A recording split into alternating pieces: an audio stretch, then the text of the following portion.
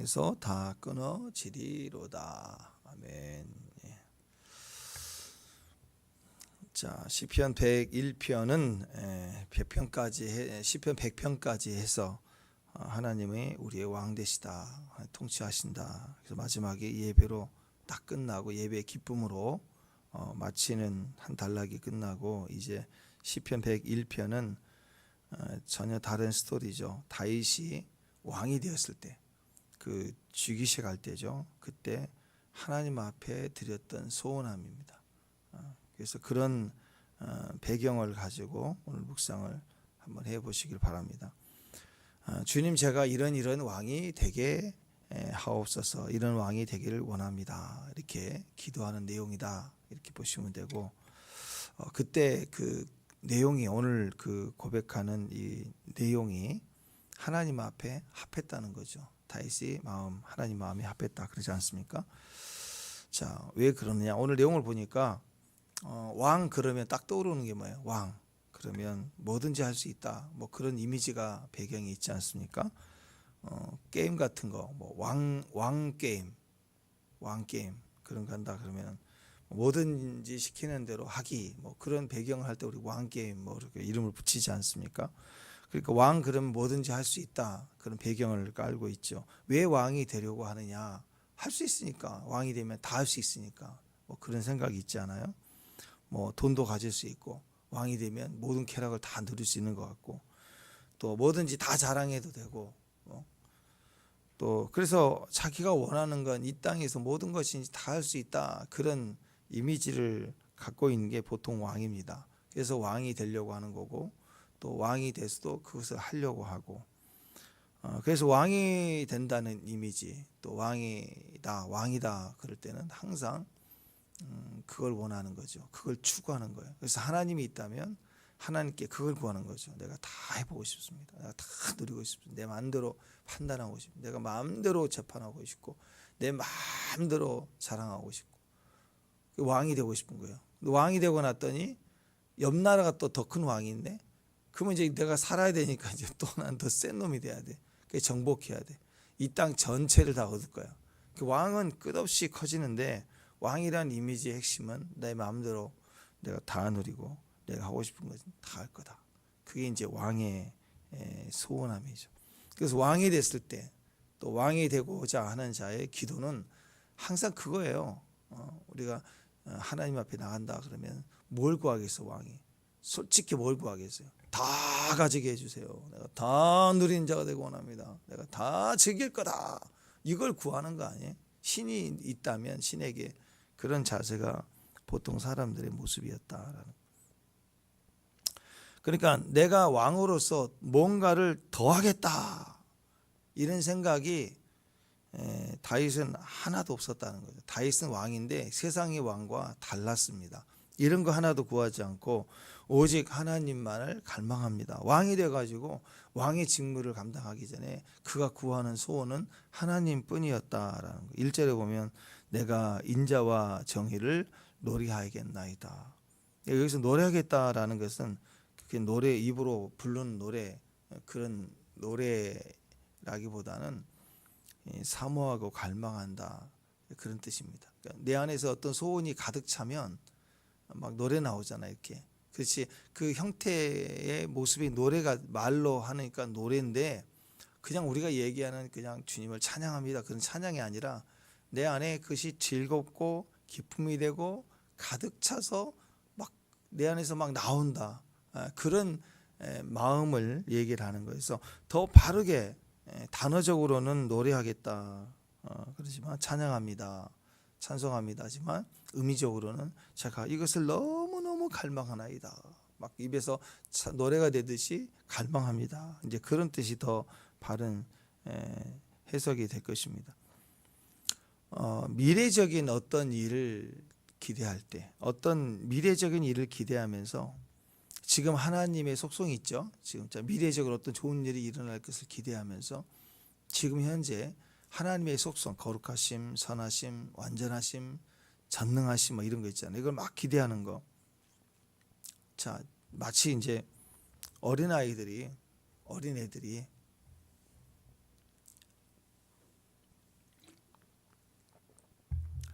아빠 이번 휴가 때는 꼭 놀이동산 가요. 그럼 이제 미래적인 일을 기대하는 거죠. 근데 아빠한테 아빠 이번 휴가 때 놀이동산 가요. 이걸 소원함이 있어요. 그러면 아빠 이번엔 휴가 때 가요 하고 이렇게 요구한다. 그럼 그게 이제 기도라고 우리가 생각해 본다면, 그러면 생각을 해보겠죠. 다른 데 가려고 했는데 그리고 원하니? 그래 생각해 볼게. 이렇게 좀 반응을 보이지 않겠습니까? 근데 이 아이가 미래적인 일을 일어날 것을 이렇게 기대하면서 노래를 한다면 좀 달라요. 자, 예를 들어서 놀이동산에 휴가 때 가요 이렇게 소원을 말하는 게 마치 기도라면, 이 아이가 어떻게 하냐면 아빠 놀이동산에 가요 이렇게 말만 하는 게 아니라 아빠 나는 갔으면 좋겠다. 가면 막 새들도 노래할 것 같고 막 나는 행복할 텐데 아리아리 스리스리랑 우리 아빠 항상 내 말을 잘 들어주시죠. 우리 아빠 하면서 아빠의 성품을 얘기하는 거야. 우리 아빠는 항상 내 말을 들어줬는데 이번에도 날 버리고 중국 출장 가면 심지도 못 가서 발병 날 텐데 스리랑 아리랑 하면서 애가 막 노래 불러. 아주 계속 막 고도의 전략을 짜는 거야.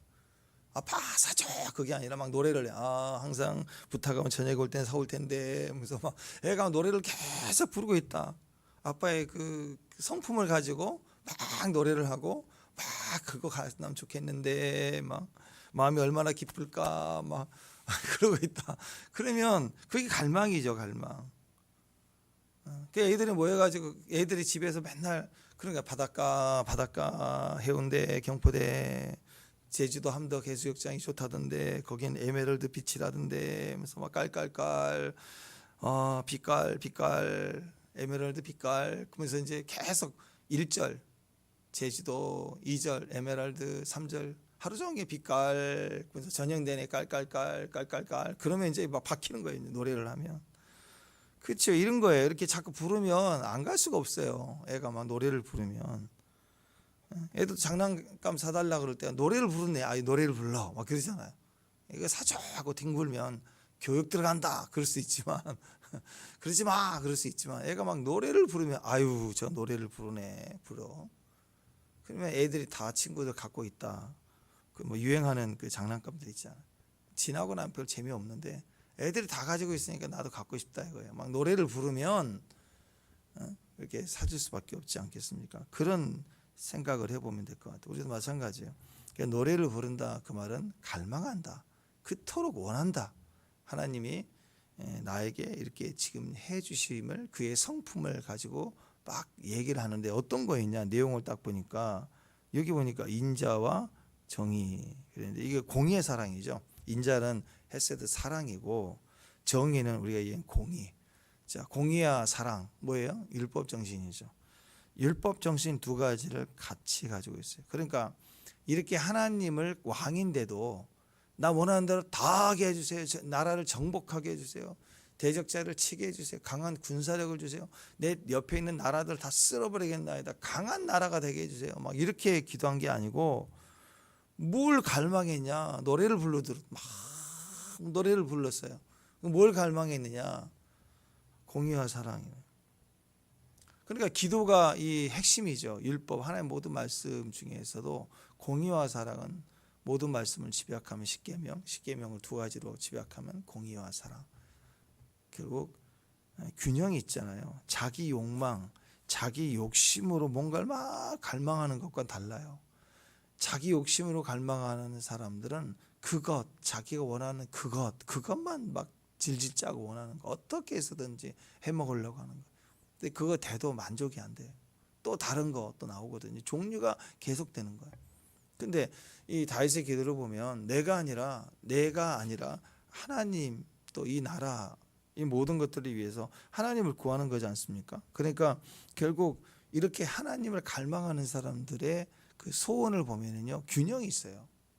어떤 것을 구하든 균형이 있습니다. 공의와 사랑이라는 이 율법 정신이 균형을 가지고 그 속에 있어요. 그래서 뭐 예를 들어서 물질을 구하고 땅을 구해도 욕심으로 아합이 그 포도원 원해 가지고 막 욕심을 구할 때 그 보세요. 거기에 균형이 있나고 아니죠.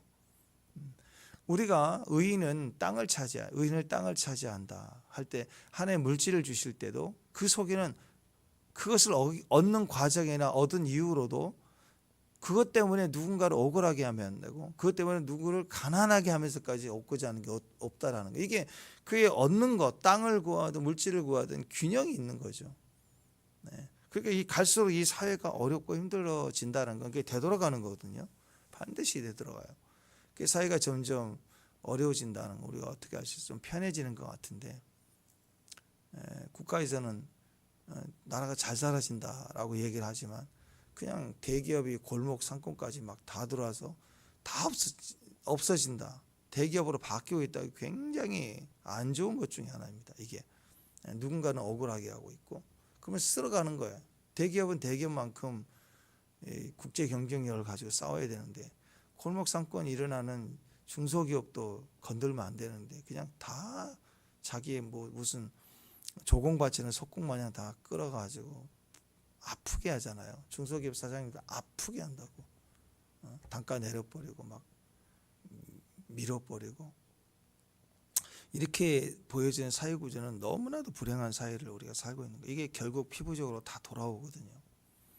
그래서 우리는 마찬가지예요. 우리는 항상 공의와 사랑을 적어도 우리의 영역에서는 항상 생각을 해야 돼. 항상 생각을 해서 같이 갈 수 있어야 됩니다. 자, 그래서 이렇게 공의와 사랑인데 1절 한번 읽어봅시다. 1절 한번 읽습니다. 시작.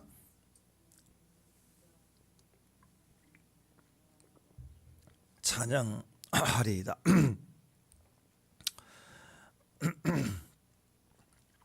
자, 1절에서 내가 인자와 정의를 노래한다. 이 노래한다 이게 다 찬양한다라는 뜻이고 또 여호와여 내가 주께 찬양한다. 이 두 번째 찬양은 자마르인데요. 이것은 악기로 연주하다 그런 뜻이에요. 그러니까 여러분 악기를 어떻게 연주하죠? 악기를 가지고 막 연주하면 막 둥둥둥 때리면 연주가 아니잖아요. 악기를 가졌다 연주한다 그 말은 안 보이지만 악보가 있고 그걸 따라서 코드 진행을 하고 있다는 거죠. 그래서 소음이 아니잖아요. 악기만 주면 다 음악입니까? 아니잖아요. 음악을 모르고 연습이 안 된 사람이 피아노 앉아서 때리면 소음이죠. 그 연주가 아니에요. 그걸 내가 악보를 알고 있어야 되고 칠 줄 알아야 악기가 연주가 되는 거잖아요. 법과 이 공의와 사랑이 충만히 내 안에 이루어져 있을 때 왕은 지 마음대로 연주하는 게 아니야. 악기를 연주하는 것은 악기를 던져서 무조건 해내는 것이 아니라 그 악보의 연주 그걸 충분히 해낼 수 있는 게 왕의 위치죠. 그래서 공의와 사랑을 내가 너무 갈망해서 하나님께 내 인생이 내 왕직이 찬양하는 자가 되기를 원합니다. 그런 마음의 고백을 하고 있다라는 것이죠. 그러니까 이렇게 하나님 중심인 사람들은 악기처럼 음악처럼 균형이 있고 음운이 있죠. 높낮이가 있고 빠르게 있고 그래서 그 좋은 곡의 모습을 가지고 있다라는 거예요. 그래서 언제나 삶의 모습에 생각하는 거나 말하는 거나 보면 항상 공의와 사랑이 같이 가요. 어떤 직업이든 어떤 행동이든 모든 삶의 모습 보면 다 이 두 가지가 같이 균형을 가지고 있다라는 거예요. 반면에 자아, 자기 욕심, 자기 욕망 이렇게 늘 가는 사람들은 항상 자기 중심적인 기준을 가지고 살잖아요. 그러니까 하나님을 갈망하는 사람하고 자기 자신이 중심인 사람하고는 달라요. 그러니까 뭔가 말하면 자기 중심적인 사람들은 결국은 갑질인데 강할 때는 갑질이에요. 아프게 하고 가난하게 하면서 원하는 것을 힘으로 밀어붙이는 거예요. 근데 그러기 전까지는 대부분 그 행동이 굉장히 합리적이고 가성비 있고 그리고 어떤 효율적인 분석을 가지고 이렇게 말을 해요. 그래야 남들한테 내 자신이 주장하는 것이 어필돼야 되니까. 그래서 겉으로 보면 굉장히 합리적이고 맞고 그리고 뭐 정의로워야 된다. 차별 있으면 안 된다. 이렇게 막 얘기를 하는 게 똑 부러지고 잘하는 것 같아요. 그런데 보면 거기에는 균형이 깨져 있다는 거예요. 그런 말에는. 그래서 한쪽으로 너무 극단적이에요. 그러니까 너무 막 뭐 정의 막 차별 근데 이렇게는 안 된다. 뭐 그러면 들어보면 맞는 것 같아 어떻게 보면. 근데 계속 정의 차별 막 이렇게 가면서 계속 극단적으로 가는 사람들 보면 문제가 있다라는 거예요. 그러니까 치우쳐져 있다. 또 한편으로는 정의가 없어. 약속을 안 지켜. 그냥 내 마음이 싫어, 내 하기 싫어. 그럼 막 뒤집어지는 거야. 사랑, 의리, 우리가 남이야. 뭐 그런 거 귀찮아 하지 마. 그런 거 뭘 써? 그냥 의리로 가자. 또 너무 또 사랑, 의리 뭐 그냥 봐줘 넘어가. 막 이렇게 원칙이 하나도 없이 막 밀어붙이는 한쪽에 치우쳐져 있는 거. 굉장히 위험한 거죠. 믿을 사람이 믿을 수가 없는 거예요. 약속을 안 지키고 그러면.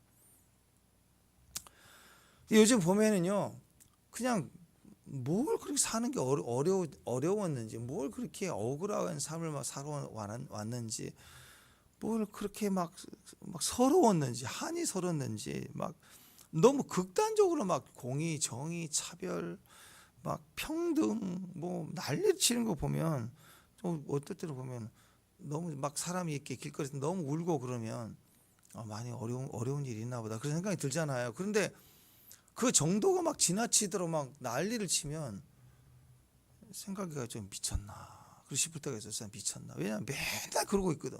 몇 년째 그러고 있어요. 무슨 사건만 터지면 가서 막 하는 걸 보면 좀 미쳤나. 정신이 좀 제정신인가 저 사람이. 이런 생각이 드는 사람도 있다고. 그러니까 때로는 정도가 지나쳐서 그렇게만 살면 불쌍한 거죠. 그렇잖아요, 여러분. 정말 너무 억울하고 말이 안 되는 걸 경험할 때 얼마나 고통스럽겠어요. 식음을 전폐할 수도 있고 정상적인 일을 할 수 없을 만큼 막 화가 나고 그럼 피켓도 들고 할 수 있어요, 그렇게. 근데 그게 또 안 될 수도 있잖아요. 인생이 어떻게 다 돼. 억울하면 다 풀어지겠습니까? 또 지금도 전쟁 같은 건 그런 거 아니에요. 전쟁 한번 지나가면 상상할 수 없는 고난을 정신적으로나 영적으로나 피폐해지는 거 아니겠습니까? 그 나라 사람 지금 전쟁이 일어난 곳에 있는 사람들도 그렇게 살아가는데 고통스러운 건 마찬가지죠. 근데 좀 지나면 이제 그걸 어떻게 정신을 차리고 어떻게 살 것인가를 생각하고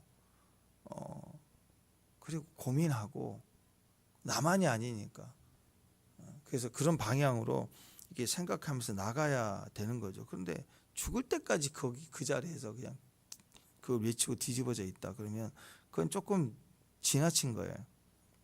그런 분들의 말을 들어보면 맞는 것 같아.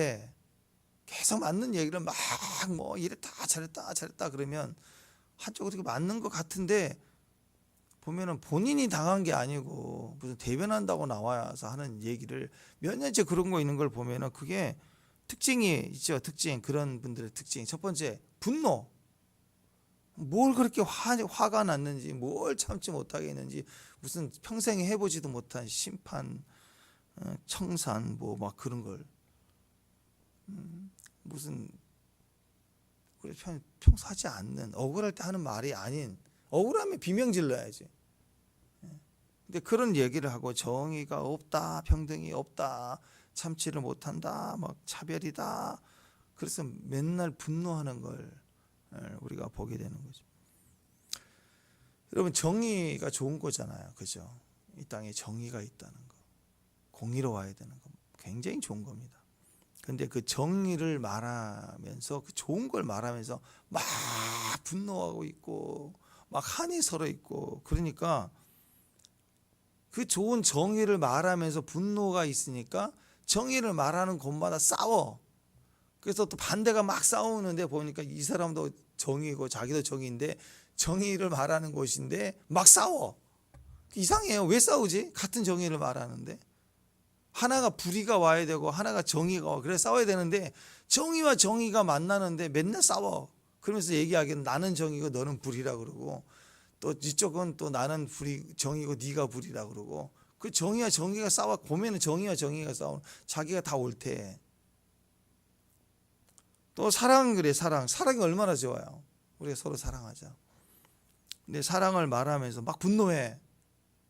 왜 분노하죠? 사랑을 말하는데 사랑을 말하면서 분노하니까 사랑과 사랑이 막 말해지고 사랑해 사랑하고 풍성해지고 연합이 되고 화합이 되고 용서가 돼야 되는데 사랑이라는 이름으로 막 싸우는 거예요. 싸우는 거. 교회에서도 마찬가지로 교회도 공의와 사랑이죠. 어떤 일을 하든 공의와 사랑, 율법 정신이죠. 율법을 말하고 묵상하고 또 가르치고 말씀을 지켜내고, 이게 공의와 사랑이에요. 말씀에는 공의가 있고 말씀 자체가 사랑이잖아요. 공의와 사랑을 우리가 말하고 묵상하고 가르치고 지키고, 그러면서 우리가 말씀의 사람으로 성장해 가는 거예요. 그런데 그 말씀을 말하면서 막 화를 내, 분노해, 말씀을 가지고 분노해, 판단해, 정죄해. 그러니까 맨날 싸우는 거예요. 말씀 가지고 싸우는 거예요. 매일 싸우는 거예요. 그 좋은 말씀, 공의와 사랑을 가지고 묵상하고 살면, 말씀으로 살면 우리가 형통해지고 부유해지고 치유되고 아름다워지는데, 그 좋은 말씀을 가지고 막 분노하고 싸우니까 결국 말씀이 모인 곳에 맨날 싸우는 거예요. 종교 분쟁. 그래서 그 이제 바리새인들 그 좋은 말씀을 가지고 남 판단하는 데 쓴다고. 난 저 죄인과 같지 아니함을 감사하다 그러고 기도에 넣고.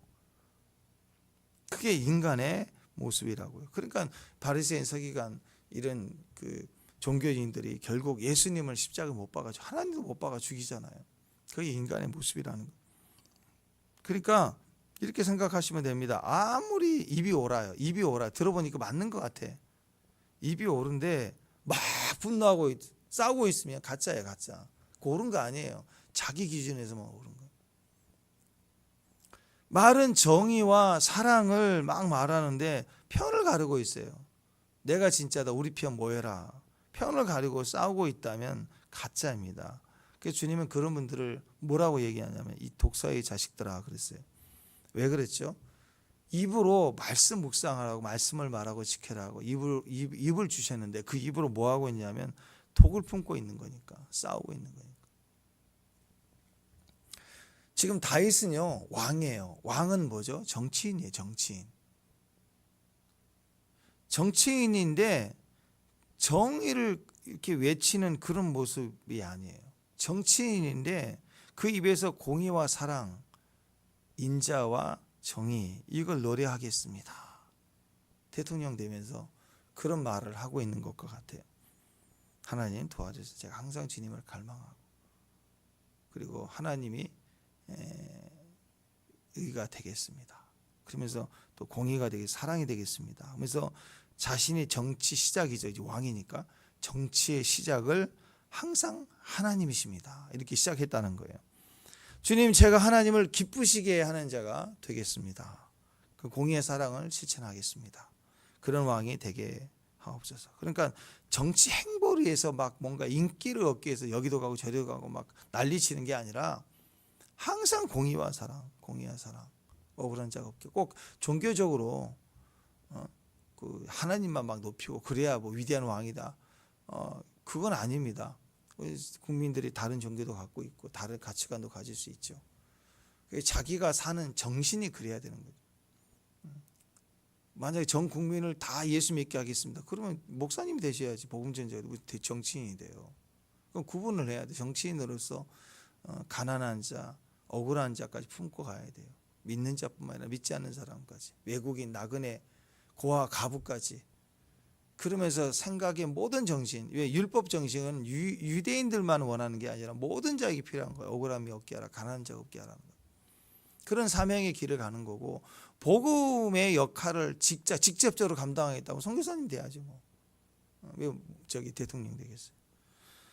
그러니까 정치인의 모습 속에 정의만 외치고 무슨 뭐 인자 그만 외치는 게 아니라 이게 균형이 있어야 된다는 거죠. 정신으로. 어떻게?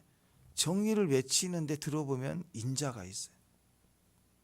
또 사랑, 정치가 법으로 정확하게 돼야지 무슨 그걸 대충 넘어가려고 막 그러느냐. 근데 그 정치를 집행하고 법을 만들고 집행하는 과정에 긍휼과 사랑과 품어줌이 있으면서 그냥 뭐 정치 때마다 악수하러 돌아다니는 게 그건 사랑 아니잖아요. 그 연타 몇 장 이렇게 행사용을 한 번씩 들어주는 거, 그게 인자가 아니잖아요. 그런 거 말고 진짜 법 없이 사랑하는 것처럼 보이는데 원칙과 질서를 가지고 사랑을 집행하려고 하고, 그러니까 사랑을 말하는데 원칙을 가지고 있고 원칙과 질서만 막 그냥 피 한 방울 안 나오듯이 얘기를 하는 것 같은데 들어보면 그걸 다 품어내는 사랑이 있고, 이런 균형을 가지고 사는 거죠. 이게 다윗이었다는 거예요. 정치인 중에 정치인, 왕인데 그런 모습으로 나갔다는 거죠. 아이들이 요즘은 너무너무 똑똑해요. 너무 똑똑해서 우리 시우 정도만 돼도 막 억울해할 줄 안다고. 엄마가 부당해 보인다 그러면 억울해한다고요. 아이들 키워보셨잖아요. 다. 그러니까 어떻게 부모지만 공의와 사랑으로 가야 돼요. 막 일방적으로 힘으로 야단쳐서 될 일이 아닌 거예요. 충분히 설득하고 이해해야 되고, 아이들이 똑똑해지니까. 근데 그게 똑똑하든 미련하든 그게 맞는 거예요. 부모란 이유 때문에 일방적으로 끌어갈 수가 없어요. 원칙이 또 필요하지만 또 사랑이 필요하고, 요즘 부모들은 또 내 자식 사랑, 그 사랑이 아주 꽂히면 법도 없어요. 원칙도 없고, 학교 가서 막 선생님 뒤집어 버리고 엎어치기 해버리고 막 그러잖아요. 너무너무 사랑에 치우친다. 또 한쪽은 너무 원칙으로만 간다. 이게 우리의 전부를 무너지게 한다는 거죠. 예수님은요, 현장에서 간음하다 잡힌 그 여인을 보죠. 율법으로는 돌로 쳐 죽이라 그랬잖아요. 그죠? 그래서 사람들이 잡으라. 그래서 돌로 쳐 죽이려고 할 때 죄인은 죄인이죠. 그때 예수님이 어떻게 하셨는가? 나도 너를 정죄치 않는다. 그래서 사랑을 베풀고, 돌을 던져야 되는데 사랑을 베풀고, 동시에 다시는 죄를 지지 말라. 정의를 세워주는 거예요. 사랑을 베풀고 정의를 세워주는 거예요. 정의로운 자로. 항상 이 사역 안에 이 두 가지가 있어요. 모든 역사 행사 위에 이 두 가지가 있어야 됩니다. 하나님이 함께 하시는 곳에는요, 항상 공의와 사랑이 있습니다. 저는 교회가 되기를 원합니다. 그런 가정이 되기를 원합니다. 여러분이 기업을 운영하신다, 여러분이 사업자다 그러면 그 거래의 관계 속에 내가 힘이 있을 때, 우리 기업이 안 도와주면 안 되는 사람이 있을 때 아주 막 박살내버리면 안 돼요. 뭘 요구해버리면 안 되는 거예요. 같이 동행의 관계에서 가야 돼요. 직원들에게도 항상 모든 것들이 공의와 사랑을 생각해야 됩니다. 그리고 그 부분에서 사각지대가 있겠죠. 직원들은 모르고 다른 분은 모르지만 내가 결정하는 부분에 있어 사각지대가 있다고요. 다 설명할 수 없지만 이해 안 되는 부분이 있을 수 있겠죠. 그런 부분은 설득해 가야죠. 진행하더라도. 그래서 이런 과정들이 있어야 되는 거죠. 주를 기쁘시게 하는 사람. 마찬가지입니다. 하나님의 기쁨이 되는 사람들 속에 있는 공의와 사랑은 항상 균형을 가지고 같이 가야 된다는. 율법을 말하고 있는데, 공의를 말하고 있고 차별을 말하고 있는데 그 안에는 풍성한 사랑 안에서 그걸 1, 2, 3, 4가 나와야 되는 거고, 또 사랑이라고 무한하게 다 울어주고 품어주고 하는 것 같지만 자기 하고 싶은데 기분파에 대해서 뭐 시장님이 또는 뭐 하다못해 구청장님이랄지라도 마음에 막 감동이 오면 막 그냥 해버려, 쏴버려, 그러면 안 되잖아요. 그 법이라는 게 있잖아요. 지원해주는 법. 그런 원칙들이, 사랑이 막 너무 풍성한 것 같은데 거기에는 원칙이 있더라. 이렇게 균형이 깨지지 않고 간다.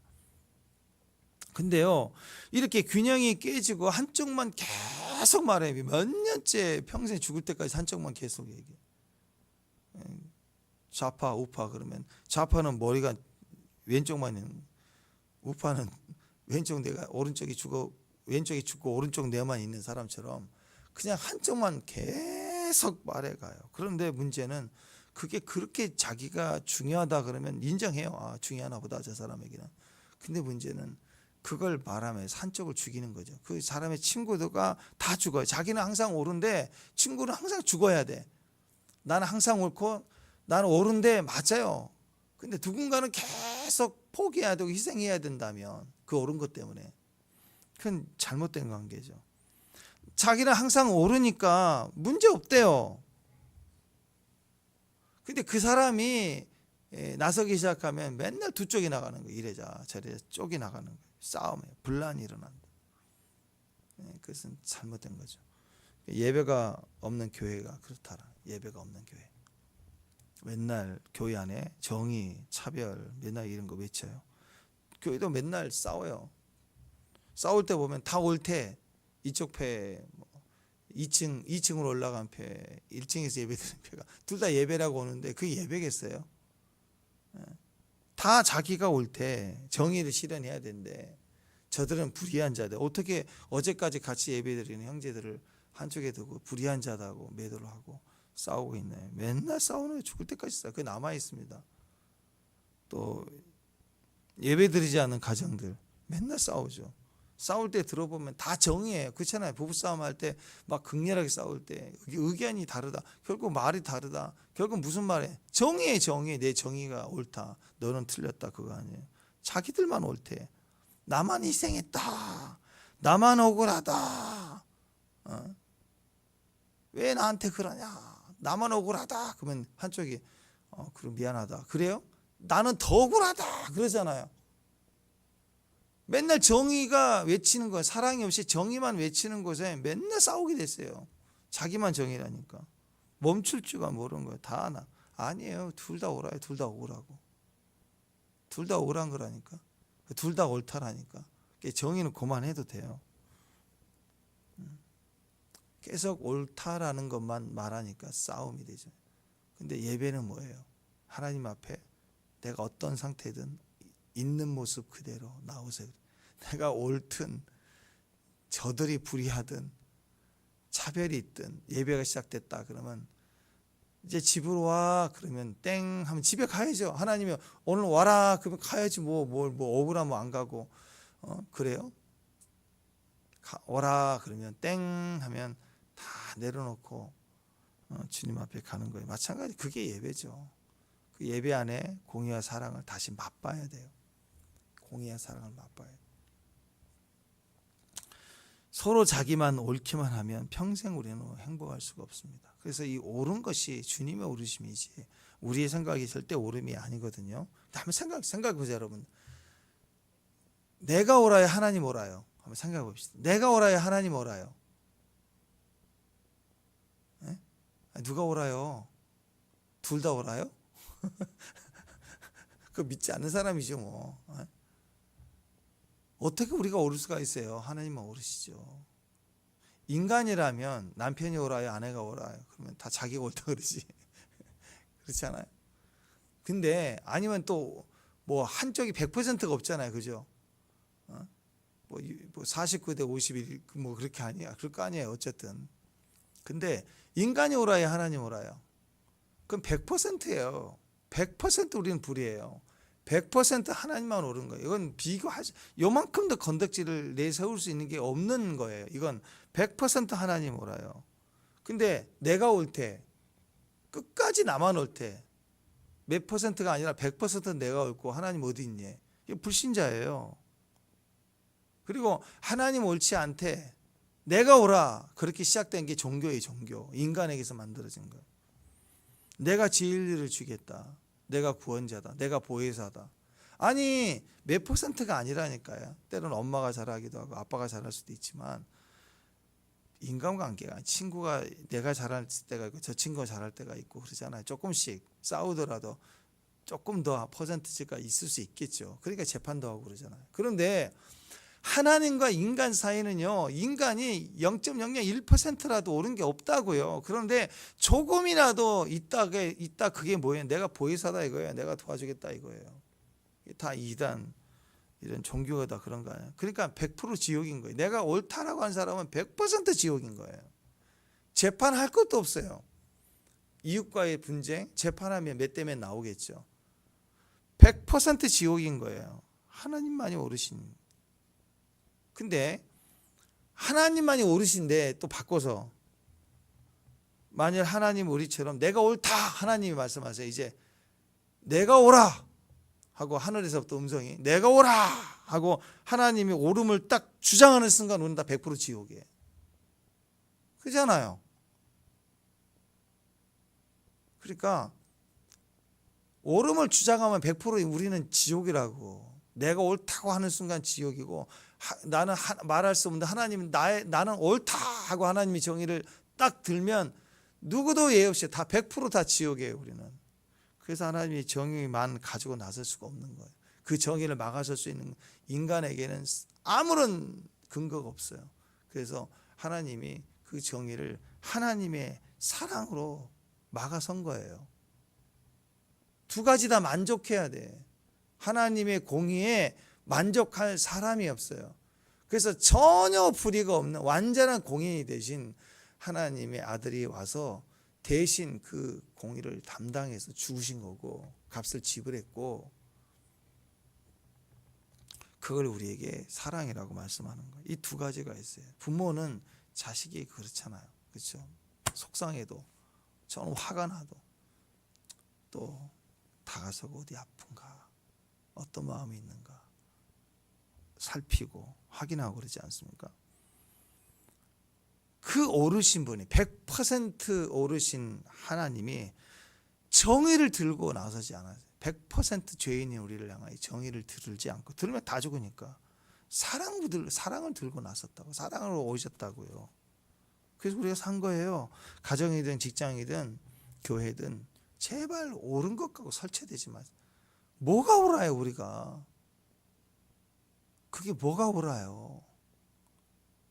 근데 막 거기에 막 나만 옳다, 막 나는 맞다, 너는 틀리다, 남들은 다 악이다, 막 이 나라가 뭐 썩었다, 대통령이 이렇다, 막 나는 억울하다, 막 모든 걸 막 다 엮어가지고 무슨 몽달 귀신 같아. 막 뭐 억울해서 죽은 무슨 귀신같이 막 외쳐대는 거야. 막 뭐 인터뷰하고 막 머리 풀고 막 쓰러지고, 나 생각 많이 힘드나 보다, 무슨 큰일이 있었나 보다. 근데 보면 진짜 그 일 당한 사람들은 뒤에 빠져 있고 억울해서 울기만 하고 있고, 뭐 나서는 사람은 여기도 보이고 저기도 보이고, 보이는 사람들이 막 거기 막 팔짱 끼고 무슨 뭐 안장을 차고 막 설치되는 거 보면 무슨 정신 나간 무슨 귀신 같아요. 무슨 축사해야 되나 막 싶은 마음. 그렇게 억울할까? 내가 옳다, 그게 그렇게 막 귀신 들릴 만큼 그 미친 짓이냐고요. 그건 균형이 없는 거예요.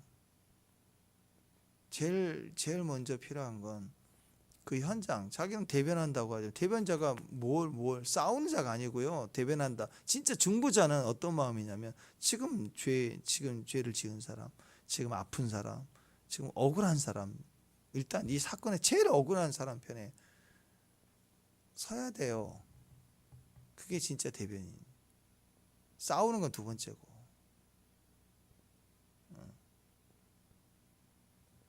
누군가 이렇게 얘기할 때, 상담해 줄 때, 그 상담자가 상처가 오래되고 힘들고 그럴 때 그 사람들의 그 심리 상태는 우리의 기준보다 떨어질 수 있거든요. 자기가 당하고 아픔을 얘기할 때 좀 균형이 안 맞을 수 있어요. 힘들고 어렵고 오래되고 트라우마가 돼 있고 할 때. 근데 일단 다 들어줘야죠, 그 사람 편에서. 근데 보니까 균형이 안 맞거든. 그러니까 들으면서 잠깐만요.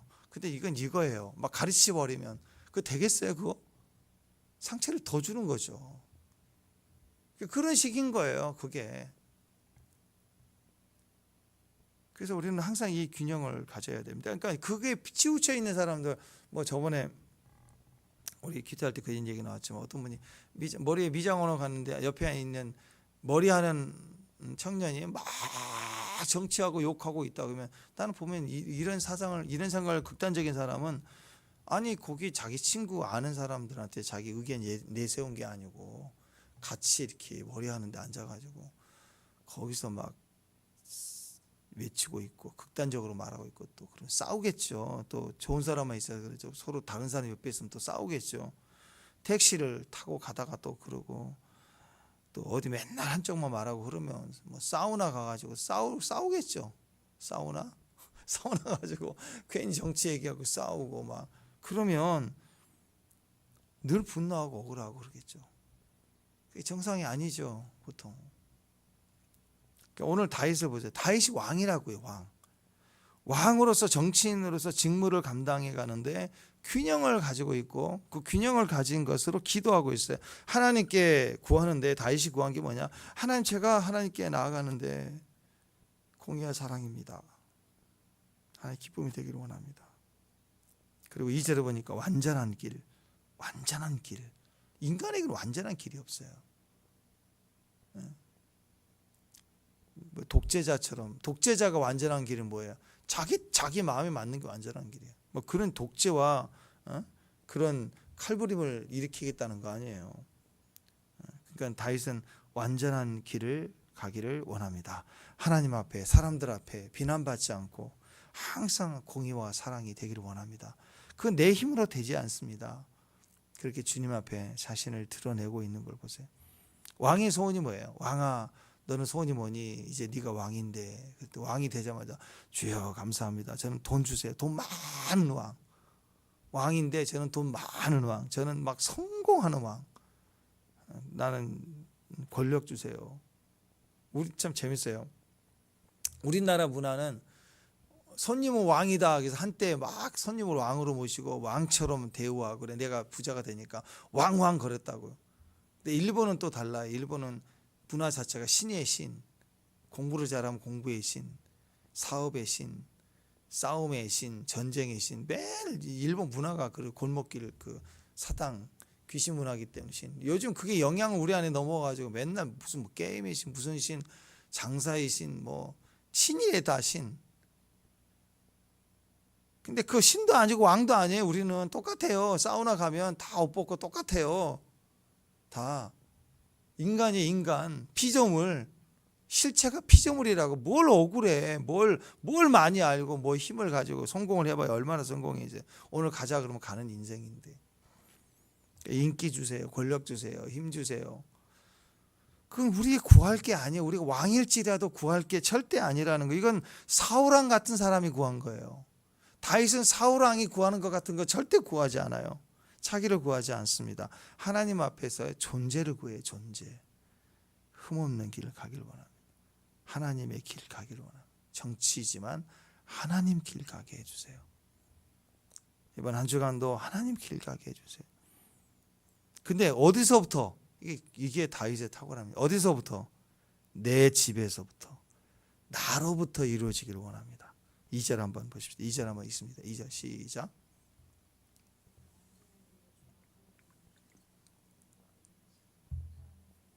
내가 완전한 마음으로 내 집 안에서 행하리다.